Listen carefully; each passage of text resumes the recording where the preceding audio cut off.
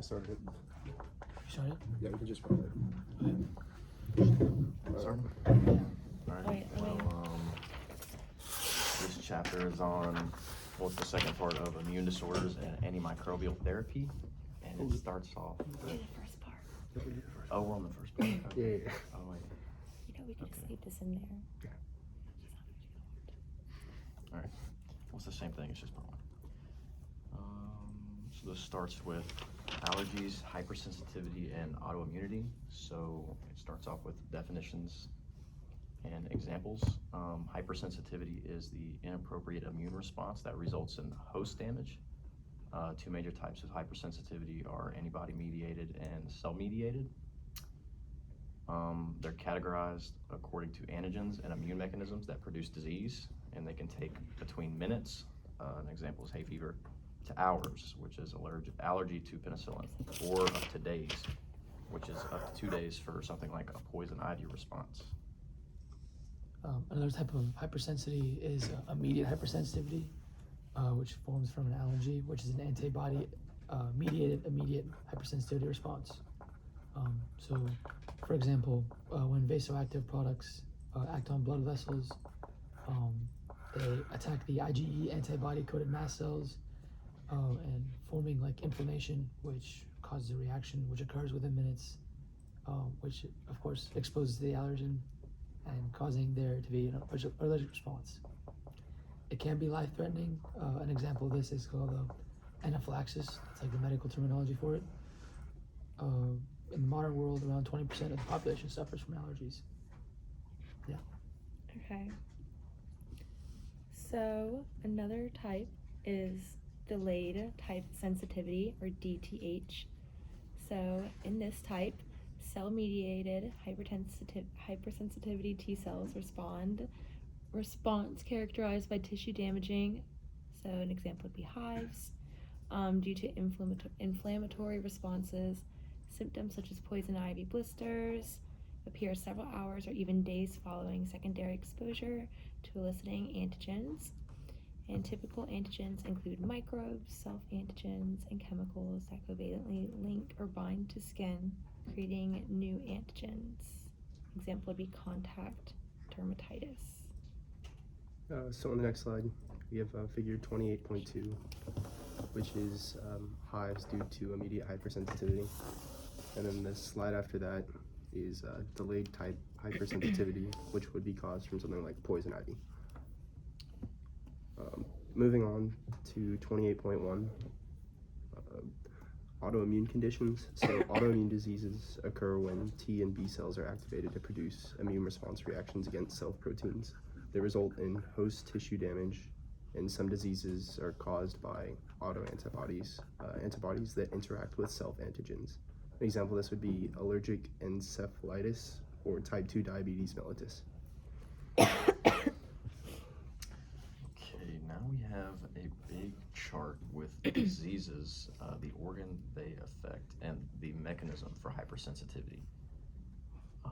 Should I just go through the whole I would. chart? It's like Okay. 3 minutes. Yeah. Well, for the first disease, which is type 1 diabetes, which is a disease you're born with, it affects your pancreas, and the mechanism for that is cell-mediated immunity and autoantibodies against the surface and cytoplasmic antigens of beta cells of pancreatic islets.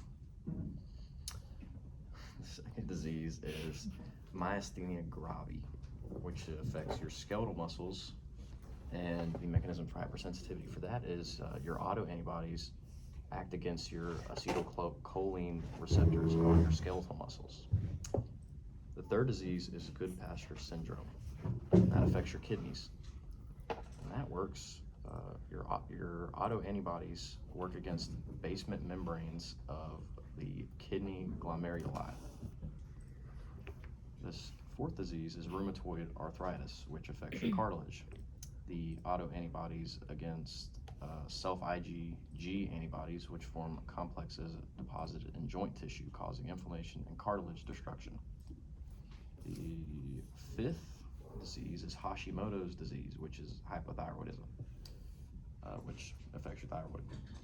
And this just pits your autoantibodies against your surface antigens. This seventh disease, is male infertility.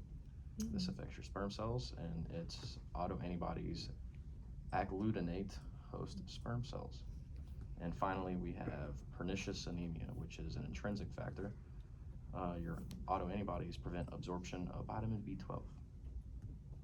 And that's it for that chart. Moving on to superantigens, which are a form of antigens which have been supersized to elicit a stronger response because they can activate more T cells that are normal immune response. They're produced by viruses and bacteria that interact with the TCRs, or the T cell receptors. Some of these superantigen activated T cells produce systemic diseases characterized by both systemic inflammatory reactions and Kawasaki syndrome. Examples of superantigens in medicine to this day are rheumatic fever, which only lasts a few days, strep pyogenes, which causes strep throat, arthritis, atopic dermatitis, and some forms of psoriasis. Okay, next is immunodeficiency. So this is active adaptive immunity is critical for infectious disease resistance. So animals, humans included, with deficiencies in B cells are prone to bacterial infections, while those with T cells deficiencies are prone to viral infections and cancer. Severe combined immune deficiency syndrome, or SCID, is a serious inherited deficiency of both B and T cells. Patients live in a restricted life, limiting their exposure to any pathogen. And then acquired immunodeficiency syndrome, or AIDS, is caused by HIV infection, which is a human immunodeficiency virus that progressed and killed CD4 plus T cells. So patients are prone to opportunistic infections and cancer since they are deficient in T cell help. All right, moving on to vaccination against infectious diseases. So vaccinations, deliberate exposure to an antigen which triggers an adaptive immune response intended to protect an individual against future infection by the same pathogen. So the immunogen used to induce this active immunity is called a vaccine. Active immunity is when memory cells are generated. And then on the next slide, they're going to talk about some major diseases such as anthrax, cholera, diphtheria, and meningitis.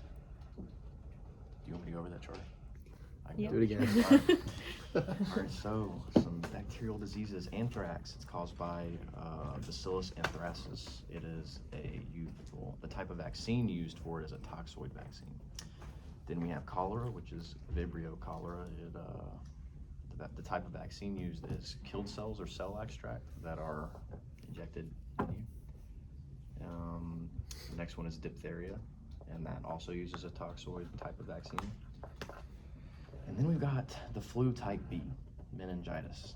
And that vaccine is a conjugated vaccine using the polysaccharides of influenza type B conjugated to a protein. This next one is just basic meningitis. The vaccine for that is a purified polysaccharide from Neisseria meningitidis. Next is paratyphoid fever, which uses killed bacteria, Salmonella particularly. Then there's pertussis, which also uses killed bacteria, but a different kind, Bordetella pertussis, or acellular proteins. Then there's the plague. It uses cells or cell extract.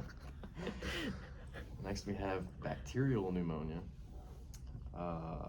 That uses purified polysaccharides from Streptococcus pneumonia or polysaccharides from toxoid conjugates.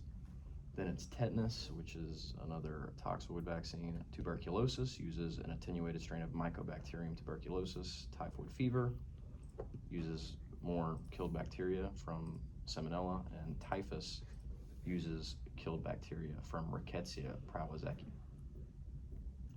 So to expand upon what Nathan said, now we're going to talk about the nature of vaccines.